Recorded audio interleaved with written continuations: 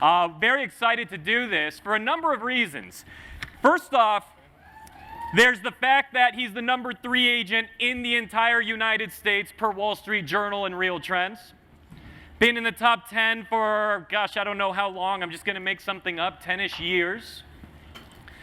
His company, and something I know he's very proud of, his company is the #1 company in per agent production in the entire Los Angeles market.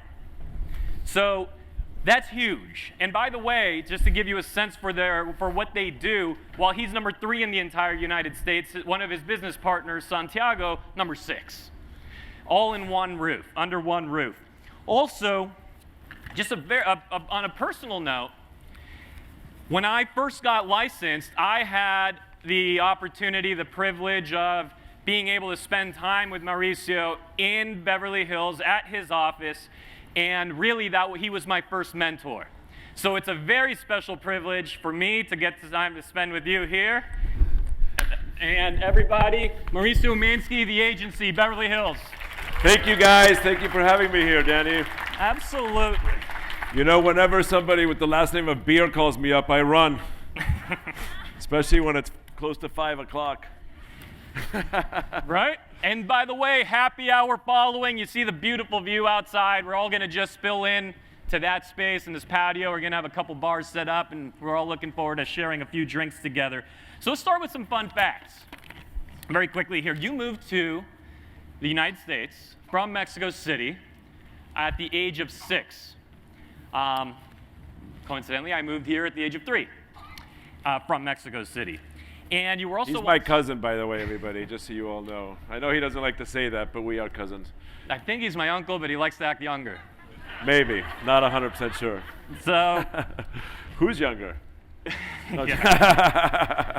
So you were also once in the fashion and garment industry, and you made that change to a new country.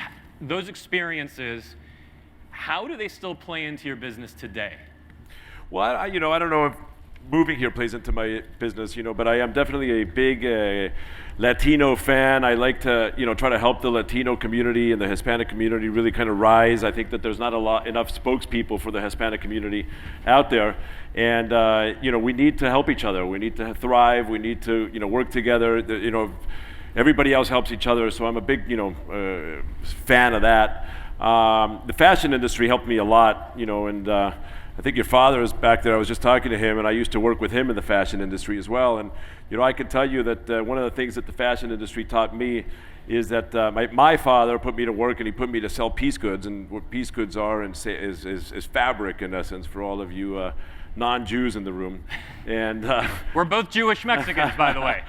So, little known fact. Hey, you got some others in the crowd. All right. Okay. So, but what we used to do is I used to come back and he gave me the toughest accounts, and I would run out and I would sell, fabric, and I'd come back and I'd say, Dad, I got this order and it's 100,000 yards and I got it, at 98 cents a yard. And he goes, oh man, we need to get 99 cents. I'm like, you fucking kidding me, man? He goes, no, you need to go back and get another cent. I go, why? And he says, well, we sell about 20 million yards a year. Multiply 20 million yards times 3 cents and do the math, and that's all our profit, And so one of the things that taught me was in going into real estate is really fighting for our clients and fighting for, and I think that was one of the key factors in terms of, my negotiation skills. I always prided myself on the negotiating skills, but it was fighting for every cent for the client. And when the client knows that you're fighting for every cent for them, they appreciate that, and they refer you a ton of business. They just keep referring you. I've built my entire business. Well, that's not true, not my entire business, but I've certainly have built a tremendous business based on referrals. And I always tell agents at our company, whenever you need to reduce, and first of all, never reduce your commission, but whenever you do need to reduce your commission, everybody likes to go from 6 to 5%, and I always say, well, what happened to the 5.75, the 5.5, the 5 3/8. I mean, there's a lot of numbers between 5 and 6%, and you do $100 million a year, $30 million a year, $600 million a year, and you start multiplying that by 1/8 of a percentage point, and that could get pretty big numbers, and that's all profit at the end of the year. So something I didn't share with you in the introduction is $548 million of production last year. This man right here. I love that story because I know how difficult the garment industry is. I know how much every penny counts because that's where my family came from as well. And I love that translation to the real estate industry where every penny counts. That's awesome. So let's address the white elephant in the room, the question that people want us to get to. Let's get to reality television very quickly so we could also jump off of it very quickly and back. How has it affected your... Are the cameras on back there? Yeah. I know. How has it affected your career? Well, I think one of the differentials between my career and some of the other careers built on reality television, and I certainly have helped build a few of them in terms of a mentor, but Josh Altman, I mentored him. He's a good friend of mine. He's a great guy, and he kind of came from the entertainment business. I think it was William Morris, I'm not 100% sure, but he came from the entertainment industry and got in on television, $1 Million Listing, and that kind of really launched his career. It was him and his brother. They walked in and he said, Mauricio, should I do this show? And I said, you look just like your brother and you've got the same last name. So I said, one of you guys do the show, the other one doesn't, and if you really screw it up, you can always just change your branding to your brother's name. Well, now we see they didn't screw it up, and now they're both on it, and they've built their career on television. Differently, I built my career, and I think before I ever got on television, I became number 7 in the country, and so I built my career prior to television. And I think that when I got onto television, I think what I did is I really used it more to gain strength for the agency and create it as a big brand builder. And so I've used it more to build the brand and to bring business and to create lead generation, not only for not for me as a person as an individual sales agent, but really for the entire company. And so one of the things that we pride on is our lead generation and how we can continue to deliver leads to all of our agents, because that's at the end of the day what we're all trying to do is create leads, right? And leads turn into deals, and deals turn into dollars. So that's how I've used television, and my wife's amazing. For anybody that wants to know, we are filming season, I think it's season 8 or season 9. I'm not 100% sure. It just started to film. It's juicy. It's going to be, I think, one of the best seasons by far. They usually take about 2 months to get into some heavy-duty drama, and I can tell you that this season got into drama day 1. And so it should be pretty exciting, so keep watching. Well, something that's, for whatever reason, important for me that people realize about you is in those early days where I was there in Beverly Hills visiting Mauricio's office, telling him, hey, I'm going to be a real estate agent and trying to figure out how. And he was gracious enough to help me. One of the things that absolutely stood out for me is you weren't yet on TV at all. Yet, when we tried to walk down the street 2 blocks to a restaurant, you got stopped no short of 7 times by different people yelling your name, coming to hug you, stopping their car. We get to the restaurant, the host, the chef comes out. This is before television. You were a real estate agent. Literally, you were a real estate agent. How did you create that? Well, there's 31 flavors in an ice cream shop, right? And so one of the things that we all have to understand is that there's no one right thing for any of us. I mean, some of you guys like mint chip, others like vanilla, and others like coffee, and others like chocolate. And there's no one way. We're sitting here and we're listening. I've been listening to some of the things, and we're listening to different ways people create leads, turn leads into business. And there's no one right way, okay? I think that's kind of the first thing that you have to understand. One of the things that I used to do a lot is, in my way, the way I gained my leads and my lead generation was all through networking. And it was through networking, and it was by being out, it was by being present, it was by being active, it was by being energetic. I used to play a game, open houses for me were tremendously huge for lead generation, and I would sit any open house I could. but I made it fun, I made it active, and I made it amazing. And what I used to do is I used to play a game with myself where I would try to memorize and remember everybody's name that walked into that open house. And these are all part of your community, right? This is all people that are your community, and so you're going to run into them at the restaurant, you're going to run into them at the ball game, at the kids' soccer game, at the bar mitzvahs, at all of these different things. And eventually, the more people you know and the more names you remember, people are really impressed when you remember their names.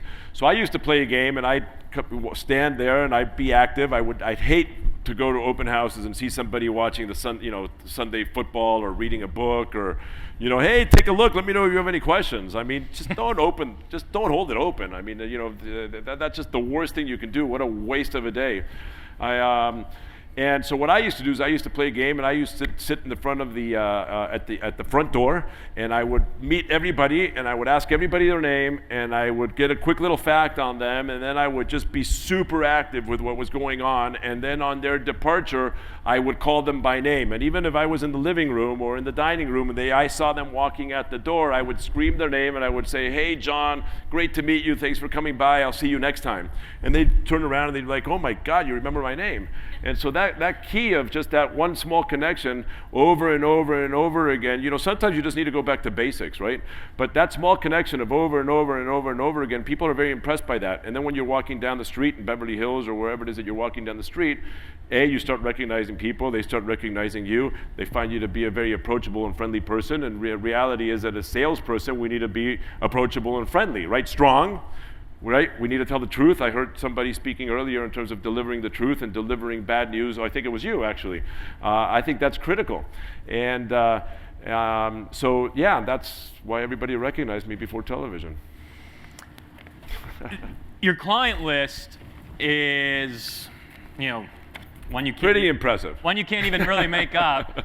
So, it includes Hugh Hefner, Kim Kardashian, Lady Gaga, Michael Jackson, Michael Jordan, Prince, Sofia Vergara, I'm sure slews of others, or a slew of others. So just tell us, what is it like working with people like that? Incredibly fun. I mean, some of these people, we all grew up watching them. I mean, I certainly grew up reading Playboy. Reading, right? He was reading. The articles were amazing. I don't remember any of the photographs, but the articles were incredible. Huge fan of Hugh's. I got the opportunity before he passed. I mean, I guess the moral of the story, I think 5 out of the 7 people you mentioned on there all passed away, which is not very good. I'm going to start. But I got a chance to have lunch with him at the mansion before he did pass away, and that was an incredible experience. Working with Michael Jackson, we were, was just one of the best experiences ever. I mean, the king of pop, and he would walk down the street. I remember one particular story when we were walking down a hallway, and we were just kind of talking, and all of a sudden he stopped, and I kept walking, and I turned around, and he was still back there.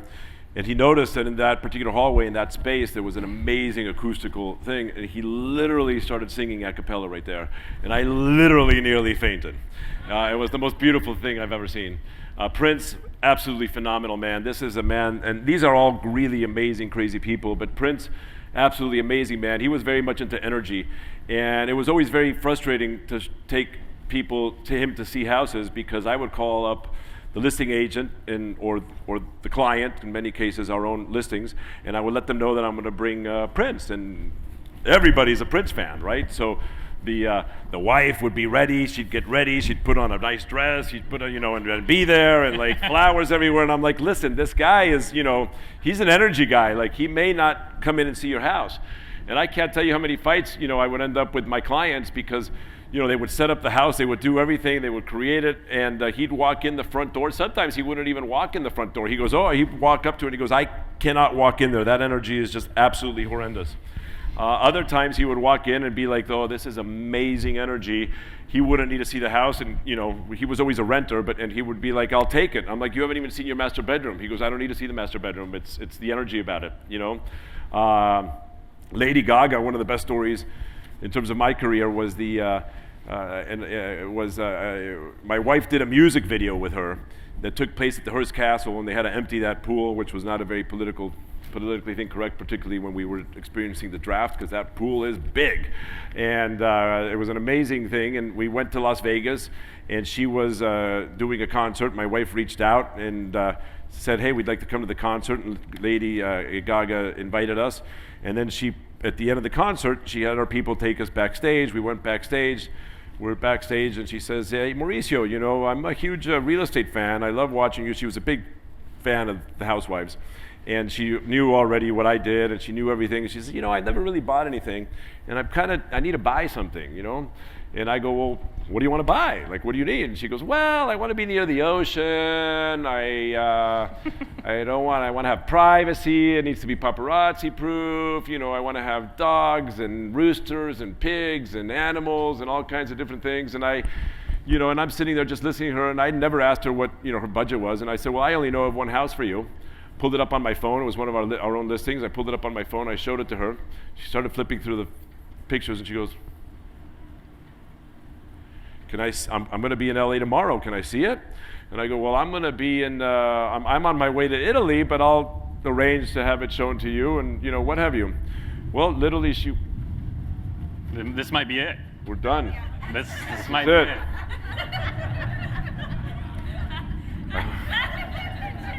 My stomach hurts. Sorry. You have any Pepto-Bismol? Well, literally, she bought the house. One showing. I never showed the house, and she was amazing, and her team was amazing. And so, I think the takeaway from that is really just, you really have to know your inventory. You really have to know your project, and you really, the art of listening to somebody and the art of trying to matchmake. Matchmaker is a tremendously different thing, but the art of matchmaking a client with a house is critical. And when you can listen and you can read between the lines and you can actually understand that, you can actually create some amazing matches and make your life a lot easier in terms of selling. So why do so many agents fail? Oh, wow. I think a lot of agents fail for many, many reasons. I think fear is one of the biggest reasons why agents fail. I think the fear of failure creates you to fail. The fear of being turned down, the fear of a client telling you to go take a hike, the fear of being hung up on. I think fear is critical. I think a lot of agents fail because it is a very difficult job, and I watch a lot of these people, come into the business because they think it's an easy job, because they watch us on $1 Million Listing and on all these television shows, really make it look easy and collect some really large commissions, and you don't realize that it really takes a lot of hard work and a lot of dedication, a lot of hours, and a lot of years before you can actually start getting some of those nice, commissions, and then the constant flow. And when you're living from commission to commission, it's really hard. And I think a lot of people just aren't prepared for that battle, and they don't surround themselves around the right people. As much as I love $1 Million Listing, I am convinced that show, or that series, has given a number of agents across the country a serious dose of reality when they actually show up and, this is hard. This is different. It is an absolutely, unfortunately, it's an industry that most fail at. And fear is certainly a central reason why. So in terms of how you view real estate, I know that when you're out there, I know you don't see yourself as selling a 4-bedroom house or a 5-bedroom on 1 acre or a 2,700 square foot home. That's not the way you view it. You see it differently. Can you elaborate on that? I think we're wearing the same socks. Yeah, there you go. I need more lines on mine. Yeah. The art of selling real estate to me is, real estate became a very archaic business. And to me, it was very frustrating in terms of what happened in real estate, which was that as agents, and in order to grow, we all started to get offered higher splits. And by us getting offered higher splits or caps or whatever it is, you want to call it the Remax model, the Keller Williams model. I mean, I'm not picking on anybody, but that's the model, and Berkshire Hathaway followed. Everybody followed. That's really what ended up happening was, well, what ended up happening is that the brokerage firms really stopped giving us services, right? And so we all became true independent contractors. And we all learned to identify ourselves, create our own brand, do our own thing, do our own marketing, write our own copy, really just do everything, by ourselves. And what ended up happening is that we all, started, everything went backwards. We started, we were complacent with what was out there. And one of the things that when we started the agency, which was in essence redefining real estate, there's many ways of redefining real estate, and today there's a lot of companies redefining real estate that are doing it in many different ways, and I think it's fantastic what's happening in the markets right now, and I think that the evolution is going to be amazing. But we did it from a marketing perspective, and one of the things that we used to do, and again we sell some pretty expensive homes, is that we used to sell by telling stories, by storytelling. So you're not arriving to a house that's 4 bedrooms, 3 bathrooms, granite countertops, really nice, fake hardwood floors, and those type of things. But rather, we would sell a story, a house by what's in the community, what is how's your lifestyle going to be in the house, what is the neighborhood like, who are your friends, who is your neighbors, what temple will you go to, what church will you be attending, really being a lot more educational in terms of the storytelling of what your life's going to be, because at the end of the day, a house is really a lifestyle, it's not an investment. You can create investments out of it, don't get me wrong, I certainly have, and you certainly have, and you certainly will be. But at the end of the day, for the majority of us and for the majority of the people that we're selling houses to, they are living their lives there. It's a lifestyle, right? And so what we did is we kind of just changed the way that we market the homes and just started marketing from a lifestyle perspective rather than from a square footage perspective. How different is that than when I literally hear agents across the country refer to the homes they're representing, like that they've been entrusted to the sale of these properties and they're referred to as boxes, right? So that's different. Even if we've never used that term box as in terms of referring to a house, we do absolutely think about our homes as 5-bedroom, 4-bath, et cetera, et cetera, et cetera. So this is all, we have to start acting and thinking different if you want disproportionate results. Was there a day when your sales Think outside of the box, right? Outside the box. There was a day when your sales volume was 0, correct? Well, yeah, the day I started. So just like, we all start at the same place. So let's talk quickly about, and we're going to jump into, I want to really understand the agency and what you've created there, because this is your passion project. You've put everything into it. But in terms of being different, you also have something called the PLS. Do I have that right? Yeah. The Pocket Listing Service, Yeah. the PLS.com. You can check that out, the PLS.com. How are you using it, your agents using it, how can these agents use it to differentiate themselves? Well, the PLS.com, first of all, for complete clarity, is not something that the agency created. It's something that I invested in, me as a personal and individual, out of the frustration as a realtor to try to change. Look, there's a gazillion things that are happening amazing in our industry, okay? One of those is Zillow. One of the terrible things that's happening in our agency is Zillow, okay? It goes both ways. I mean, I know a bunch of agents that do great on Zillow, get tremendous amount of lead generation and all of that stuff. By the same token, when I started selling homes, and I'm sure some of you in the room here have as well, I used to sell homes from a book. I mean, they would come like this, and we'd have in it, the inventory would be our inventory. It would not be everybody's inventory, right? It would be inventory that was available to the agents, not to the consumers, right? And the frustration that's out there in terms of the discount brokerage, and again, I'm not picking on anybody because they're all amazing models, but the Redfins, the discount brokerages, and all of these different things, they really have compressed our business, and in many cases making it better, and in many cases making it worse. I think the industry, through all of it, will eventually evolve, and we'll end up in a really good place, and everybody will be in a complacent place because there's enough. Like I said, there's 31 flavors in an ice cream shop. But the PLS came out of the frustration that I was sending all of my listings to Zillow, and then they were selling them back to me, and that was just so frustrating to me. I was like, hold on a second, these are my listings. Somebody goes out there, and yet they get my listing, and then the lead is going to some Joe Schmo in Riverside County, who knows where, and they know nothing about the house, they knew nothing about the neighborhood, they knew nothing about anything that was going on, and yet they were calling me to do it. So it was just so frustrating. In Los Angeles, because we have so many celebrities and so many people that want to be incognito, we do have a lot of pocket listings, and I know that that's something that's growing across the nation as well. So the PLS.com is really a pocket listing service, which is the MLS.com, the PLS.com, for realtors and only for realtors. In order to see what's in the PLS, it's off-market properties. We have an amazing, we have over $3 billion worth of properties on there now, and they're off-market properties. In order to get access, you have to be an agent, you have to have a DRE license. That's the only way you get access to it. So it's just trying to bring some inventory and some control back to the agents, and that's really what the PLS is all about. Would we like to have control back of our listings? Check that out. What is the agency? And what have you done to differentiate it? So, the agency is it's a big question. It's a boutique company.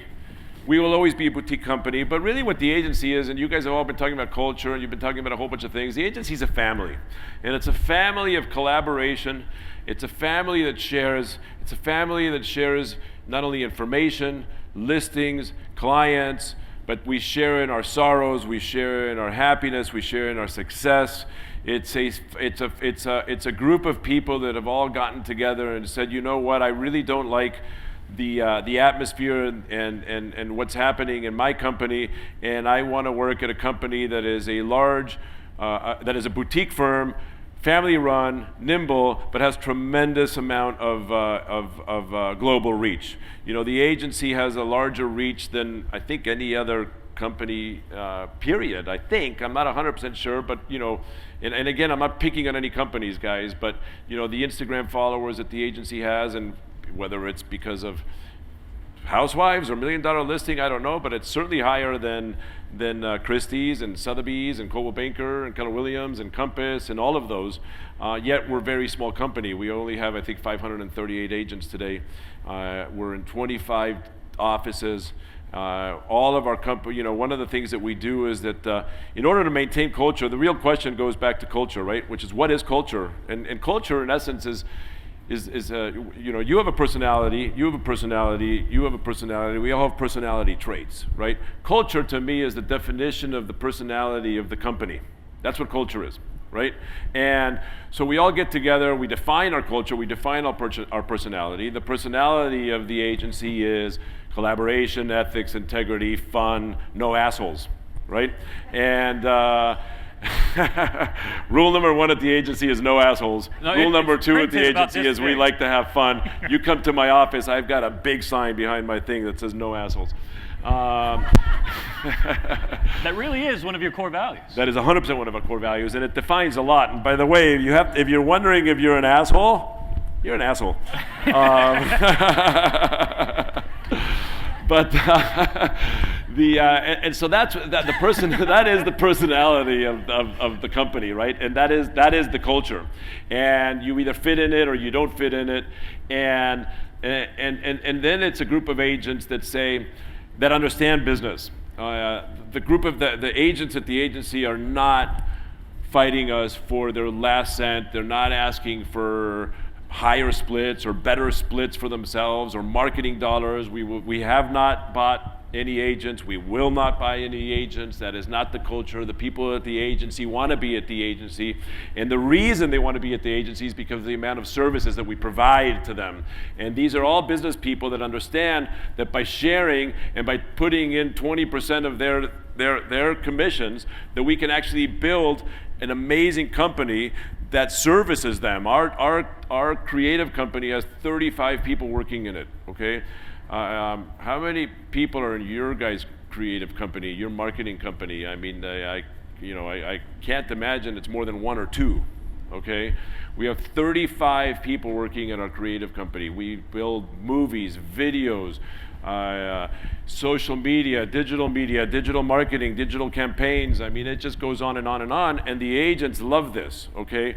We put out our agents' mailers, our postcards. We have one agent that literally, this is no joke, literally sends out 20,000 handwritten letters on a monthly basis in order to create lead generation. 20,000 handwritten letters in order to create lead generation. And he has more leads than he can handle. So we keep trying to get him to pass them on to other people, but we're working on that. It's more of an organizational issue, not that he doesn't want to, it's just too much coming in. But he loves sending out those letters. So it's all those services. It's the agency has 3 pillars. It has 3 different. It has the resale business, which is what we all do, which is our basic general sales, which is just your basic brokerages. It has a new development division. Today, it's probably the most important new development division on the West Coast. New development for all you guys that don't necessarily know what that defines.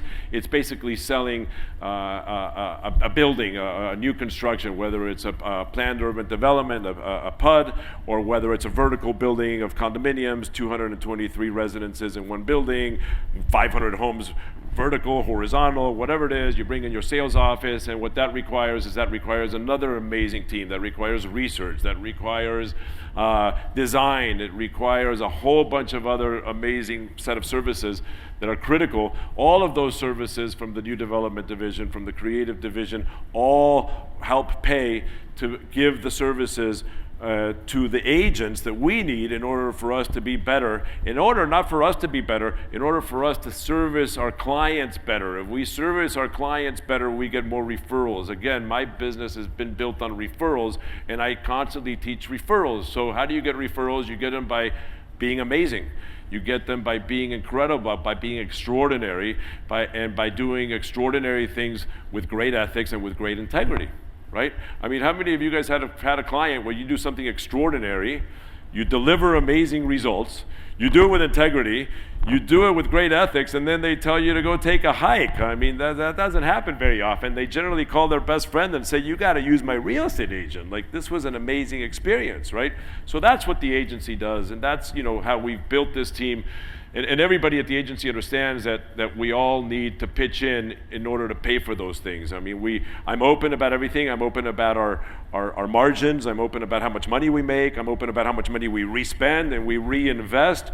So everything is open. You walk into our office, there's no locked doors. Everything is glass. My roof is open. So if I'm having a meeting and I'm yelling at somebody, everybody else is hearing it. If I'm having a meeting and I'm praising somebody, everybody else is hearing it. Everything is open. And that's kind of the philosophy of the agency. You guys have been able to, and by the way, that's awesome.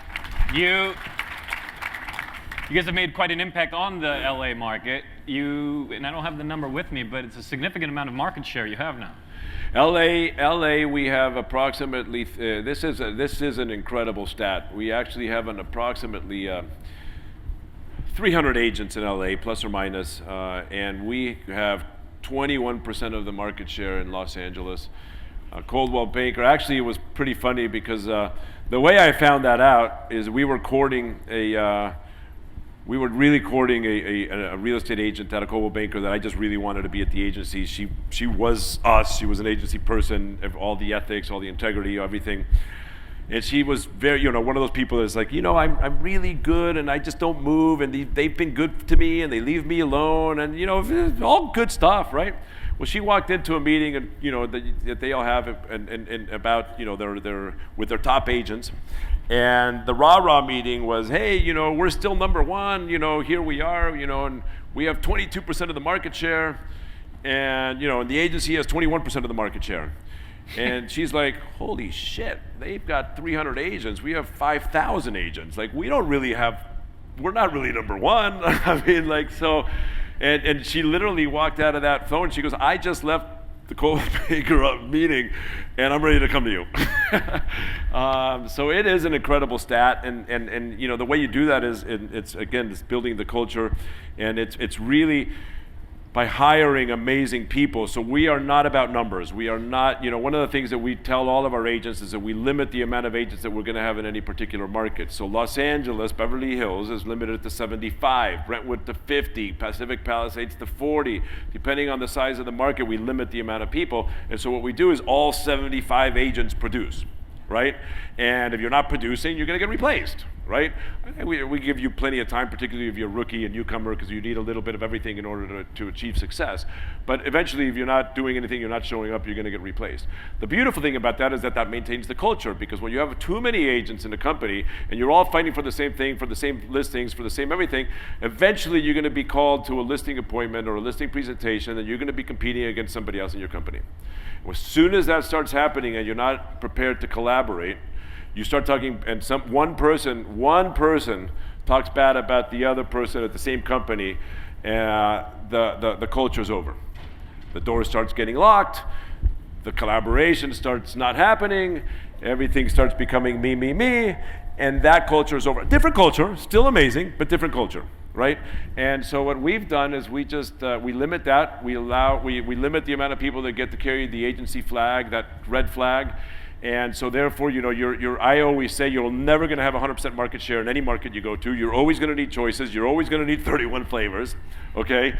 And so what we do, generally speaking, is when two agents get called from the agency to the same listing appointment, this is not a rule or a law or anything like that, but I cannot tell you. They just pick up the phone and say, hey, I hear you're going to be going for the same appointment. They get together. They go after it together. They co-list it. They arrive. I can't tell you how many stories have come back and say, you guys are the only guys that didn't talk shit on each other, and you just kind of, mended together, and you talked great. Like, that's the team I want to be with. So, again, it's just, wanting to share, and it's, cashing the register. I mean, that's at the end of the day, you need to cash the register and bring that money home, right? Well, isn't that the way that you actually secured the Playboy Mansion? As a listing? No. Or am I thinking about a different home? Different home, no. The Playboy Mansion was a great, we used the creative agency, and I basically built out their entire creative marketing plan and program, every single ad, every single video before getting the listing. So when I arrived to the listing appointment, I arrived with the videos already made, the taglines, the books, the whole thing was already prepared, and I just laid it out and I go, here's the marketing plan. Okay. It was done. Oh no, I'm thinking about a new construction project that I believe you were. There's been many like that. Where your guys, I've heard the story where they showed up, everyone else is talking bad on one another, your people were united. So here's what's interesting. There's teams in our space that have standards, but brokerages, they're, for the most part, this is a big shift away from, brokerages are in the business of collecting bodies, whether their heart beats or not, whether they breathe or don't breathe, whether they sell or don't sell, they are in the business of collecting bodies, and you've essentially brought the team's standards to your brokerage. Your brokerage is really a team. Is that fair? That is 100% fair. That's pretty accurate. I can't tell you how many CEO conferences I go to, and everybody stands up and they introduce themselves, and they say, go do a round table and introduce themselves and say, hi, I'm Betty from ABC company, and I have 800 agents. I'm Joe from XYZ company, and I have 1,200 agents, and I'm blah, blah, and I'm like, since when? Like, hold on a second, talk about something else. Like, why are you just talking about how many bodies you have? Like, that's not interesting. What's your market share? What's your gross sales? What's your culture? What's your ethics? What's your story? Not how many bodies you have, and that's just so frustrating to me. I can't even tell you. By the way, we're going to ignore this, and let's something I found really interesting when I learned this about you is the amount of energy and effort you put into your logo. And all of us listening, I really want us to think about something that really, even going back to the early days when I was visiting you, it stands out for me that you were always in a suit. You were always one button down. By the way, Kyle, where's Kyle Whissel? It's no coincidence I'm one button down, always. Your business cards were larger. Everything was a little bit bright. You had a brand standard. And you've carried that through to the agency, starting with your logo and how much attention you place there. Tell us about that. Tell us why. By the way, I got to tell you guys, when he walked into my office that first time and he showed me his brand book, it was absolutely incredible. We still talk about it. We still think about it. Danny's got, amazing. I mean, it's no wonder you're a success. And I just have to tell you that you're the way you think about your business and the way you've done everything is just fantastic. My hat's off to you as well. So I know I'm talking about you, but this guy's awesome, guys. He is. He was just starting to get into the business. He arrived with his brand book, and it was amazing. I'm like, that's a smart guy. Everything is super important in terms of your presentation, your brand, the way that you present yourself. Again, your open house, your presentation, the smell, the way the house is set up, everything. I mean, everything, every showing, everything you care about. And let me tell you something, it doesn't matter whether you sell that house or not. There's somebody that walked into that house that you're going to eventually impress, and they're going to somehow or another end up back on your phone today, next month, next year. You just keep doing things right and keep impressing people. I promise you that phone's going to ring, okay? I promise you that phone's going to ring. The logo of the agency, we actually, we struggled with it. We ended up hiring a very expensive creative company. I think they did the creative and the rebranding either for Audi or BMW. I don't remember anymore. And we hired them, and we certainly didn't have the money to go hire them, but we knew how important the presence was in getting that out there. And so we hired them. They came out with their whole set and suite and everything, and they presented it. And the first logo they presented was that one, the one that we currently use. It's a little A paper clip. I'm sure you've all seen it. And then they presented another 10. And I told them, I said, as soon as you presented it, I said, the rest are going to suck. And they go, no, wait a minute, the rest are pretty good. Like, let me show you the rest. And we went through all the other 10, and we just picked the first one, and we said, when something's great, you don't need to change it. And but again, that goes back to delivering excellence. We hired excellence, and we got that excellence came back on the first go around versus trying to be cheap about it. And we never would have ended up with such a great logo, I don't think. I think it's spectacular. I've always admired it. Sticking with brand, sticking with marketing, your creative, I don't know what you call it, your creative agency, your SI, I mean, it's a company within your company almost, and I know you're taking on projects where you're handling the marketing across even different industries. Am I correct? So, yeah. I'd love to hear about that. And are you doing it also in the real estate space, maybe in non-competitive markets? How far are you taking that?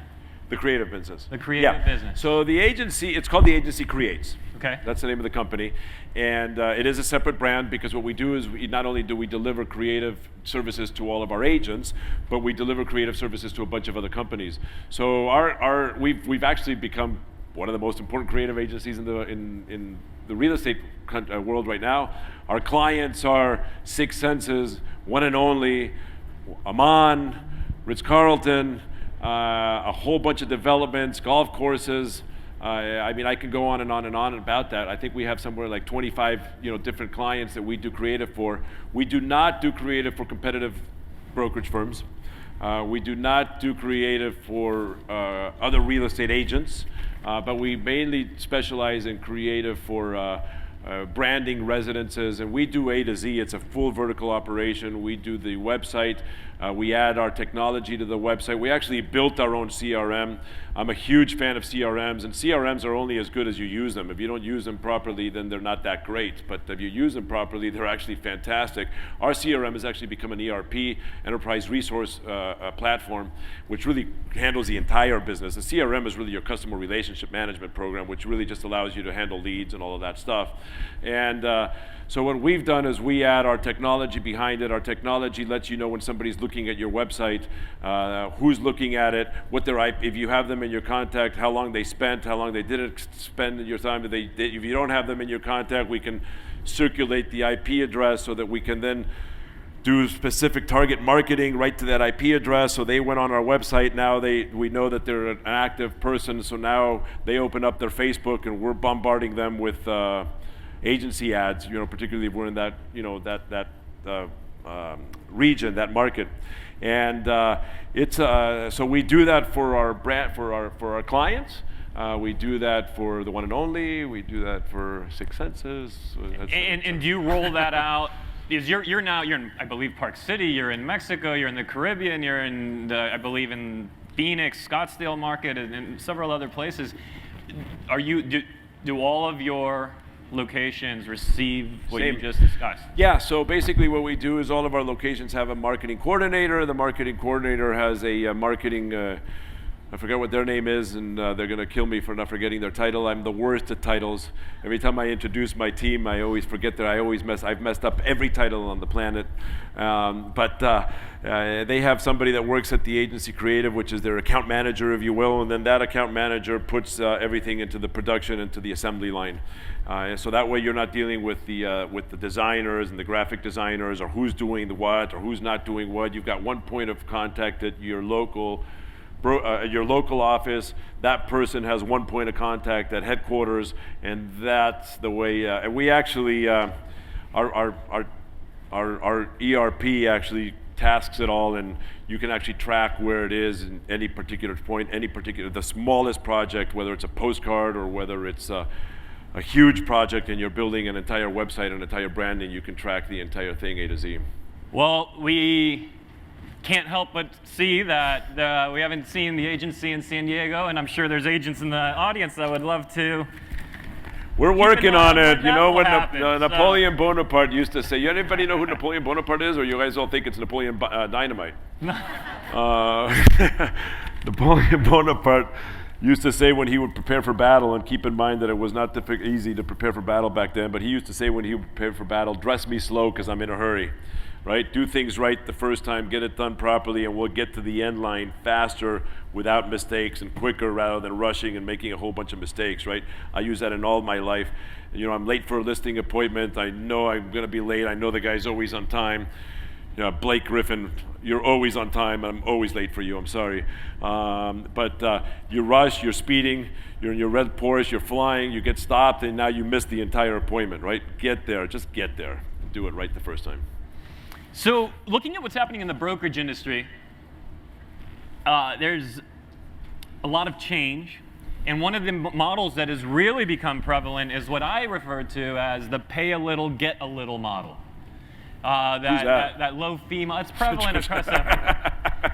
It's what in your view is going to happen to those brokerages? I ask you because your brokerage is quite different. You said that just earlier. Sounded like everyone at your brokerage, regardless, even if they're a $200 million producer, it's I believe you said 20. So the pay a little, get a little model, you know, $100 a file, 150, whatever it is, it's become prevalent. What's going to happen, in your view, to that model as the market changes? And what do you think is happening to the brokerage industry in general? Well, there's a lot of consolidation occurring right now. I mean, you know, Fidelity put a whole bunch of money into consolidating, and they put money behind Pacific Union, and Pacific Union started buying a whole bunch of local companies, and Compass put got raised $400 million from SoftBank, and they've been out on a buying frenzy and consolidating and buying everybody. And then I'm sure you all read a week ago that Compass bought Pacific Union. Creating, and is Pacific Union down here? Were they down here? If they were, not in a big or impactful way. They were very large. They got very large in Los Angeles, and they got very large in Northern California, particularly from Northern California. They were a Northern California company. They're a big company. And I think they have, I don't know what they do. I think they do $9 billion of sales or $10 billion. I don't know what they do. I really don't. But that consolidation together with the other consolidation. So all of a sudden, there's a lot of people that are kind of running out of choices in terms of what is your flavor, right? And I think that's bad for the industry. I think what's good for the industry, though, is definitely the, Compass has done a lot of great things. They've raised a bunch of money, and they are changing and redefining the business and doing it. And they've got a wonderful flavor. It's not my flavor, but they've got a wonderful flavor. And there's really few choices. But one thing that is definitely happening in the industry is that it's changing. You've got the Redfins, you've got the technology, the Zillows. We still don't know what Zillow's going to do. Right. I mean, that's still kind of an unknown factor of what's going to happen there. there. You've got the online discount brokerages that are really, if they start discounting anymore, I mean, I can't imagine any of you guys are going to want to be in the business. I mean, we might as well just hire our plumbers to do our deals. I think we can make more money as a plumber, $200 a pop. So there's going to be tremendous change over the next 2 to 3 years, and hopefully, we as realtors are really the critical piece to having voices, express them to your leaders, to your managers, to your executives. Let them know what you think is good about the industry. Let them know what you think is bad about the industry. But if we're not careful, our industry is in a lot of danger. I think that the industry really is in a really good path. But if we're not careful, it is in a dangerous position. So let's just voice yourself. Just make sure you guys are all heard by everybody, and make sure that the decisions makers don't just make the wrong decisions. From a market perspective, just give us some insight quickly from our big brother market up north in LA. What do you see over the next 12 to 24 months from not an industry perspective, but a market perspective? You guys speak, those birds are dangerous. The reason I'm not wearing my jacket is I walked out there and I got shit on by a big, huge seagull. It's true. I'm listening to them. Be careful. I helped them wipe it. I said to Danny, am I clean? And he goes, well, you still have some on your nose. I'm like, oh, man. The market up north is still very strong. We closed we've closed, they're all under NDAs. We've closed a couple of $100 million deals, 70, 85, 65, multiple high-end. The high-end market's still very strong. The $1 to $3 million market up north in LA is still extraordinarily strong. Our median price for the agency, just so that you guys all know, is $989,000. Okay, so even though we talk about the Playboy Mansion, all our $100 million deals, those are a lot more fun to talk about than our $950,000 deal, okay? But our median price is $989,000. Our average price, because of those $200 million deals that we did, is $2.8 million, so it kind of raises the average quite a bit. But the market's still very strong. Where we're seeing the largest weakness, and what I perceive as the biggest fear, and I'm a huge speaker about this, and I tell everybody, and it's cost me a lot of listings. It hasn't cost me a lot of sales, but it's cost me a lot of listings, is that the overpricing of product, and I don't know if you're experiencing that here, but the overpricing of product is really becoming absolutely ridiculous. $200 million homes, that really should be selling for 80, $100 million home that really should be selling for 60. And what's happening is that there's two issues with that, and there's two components to that. The people that are at fault are two people. You, the agents, competing for the business, right? You'll say whatever you need to say to get the deal, even if you're lying through your teeth. And B, the developer greed, where they're just seeing, the one-off deal, and they do everything, base everything on that one-off deal that just should not have happened, right? The guy that, overnight, one day was worth zero and the next day was worth $3 billion. Well, yeah, if that guy pays an extra $10 million for a property, I guess he, doesn't really care. It's not that he doesn't really care, it's funny money, it's monopoly money. 3 years later, he will never do that again, because now it's no longer monopoly money. It was monopoly money that day, okay? But the problem with that overpricing is not that the prices don't sell, and it's not all of that stuff, and it's not that you lost the listing, but the biggest problem with that overpricing, it becomes perception. And the perception becomes reality. And when you start having too much of that, and you start having too many houses sitting on the market, the story is no longer that another $55 million house sells, and oh, by the way, it sold for $3,200 a foot, and oh, by the way, what an amazing market it is. No, the story in the press is $100 million house gets bought for $55 million, market's tanking, 45% discount, and that perception is the perception that becomes the reality, and that's when the market starts getting scary, and that's when we ourselves are responsible for the slowdown in the market. Okay, and that's what we're seeing a lot of in LA, and that's the thing that we really have to be careful of. And we can't control that, by the way, guys. We actually can in the messaging to our sellers, and it goes back to what Danny was saying: is deliver the news real. I mean, right now in LA, I can't tell you how many houses I've passed on, and they've sat on the market for 2 years, and they're now coming back to us. I mean, and now we're selling them, and it's so do you want to be the guy that has the listings and spends $50,000 or $100,000, or do you want to be the person that sells them? In roughly 60 seconds or so, any parting advice? Be real, be honest, listen to yourself, keep your integrity, don't have fear. As you're trying to go out there, wake up every morning, have a routine. I wake up every morning, I drink an ice cold glass of water. I go and I get the ice. I create the senses.